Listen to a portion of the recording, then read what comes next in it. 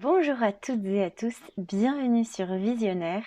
Je vous propose aujourd'hui une série de vidéos sur les ressources que met à notre disposition le cycle lunaire et les ressources que met à disposition le cycle biologique féminin. J'ai choisi de combiner ces deux cycles parce qu'ils ont de grandes similitudes et que toutes les personnes qui ne sont pas dans un cycle biologique féminin actif, eh bien, elles sont soumises de toute façon au cycle lunaire. Donc, elles peuvent accéder à ce court programme qui est le fruit de recherches que j'ai menées en me basant sur la vie quotidienne, sur les réalités concrètes. C'est quelque chose d'assez accessible. J'ai souhaité et j'ai tenu à ce que voilà, les personnes qui s'intéressent à mon travail puissent ressentir le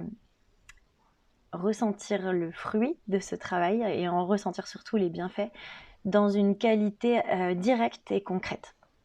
On va parler en fait de la révolution lunaire, c'est-à-dire le tour de la Lune autour de la Terre. Il y a sa phase croissante, qui est lorsque le croissant est très fin et puis il grossit, il devient presque un disque, mais pas encore tout à fait. Donc c'est toute cette quinzaine où le ciel prend de plus en plus de lumière. Ensuite, il y a la phase de la pleine lune. Donc là, on a le disque parfait dans le ciel. La lune reflète sur toute sa face, visible depuis la Terre, la lumière du soleil. Ensuite, il y a la phase décroissante où pendant 14 jours à nouveau, le disque s'amenuise, la nuit s'assombrit petit à petit jusqu'à obtenir la nouvelle lune, cette fameuse nuit où nous ne voyons pas la lune au profit des étoiles, qu'on peut particulièrement bien observer ces nuits-là. Et pour le cycle biologique féminin, eh bien, on a la phase folliculaire dans laquelle le corps se prépare au pic d'ovulation et aussi à recevoir éventuellement un ovule fécondé. Ensuite, il y a le pic d'ovulation, effectivement, donc c'est l'ovule qui sort de son follicule, qui peut à présent être fécondé.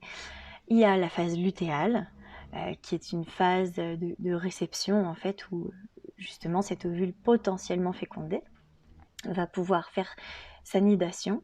Et puis il y a la phase menstruelle où l'endomètre, donc la muqueuse utérine, se détache et permet à un nouveau cycle d'intervenir pour favoriser bien, la reproduction, la pérennité de l'espèce sur Terre. Voilà, c'est le but principal de la biologie.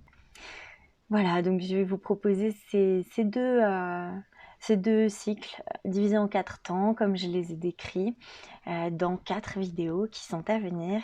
Je vous dis à tout à l'heure pour la prochaine vidéo, donc sur la phase folliculaire et la phase de lune croissante. Merci de me suivre sur Visionnaire.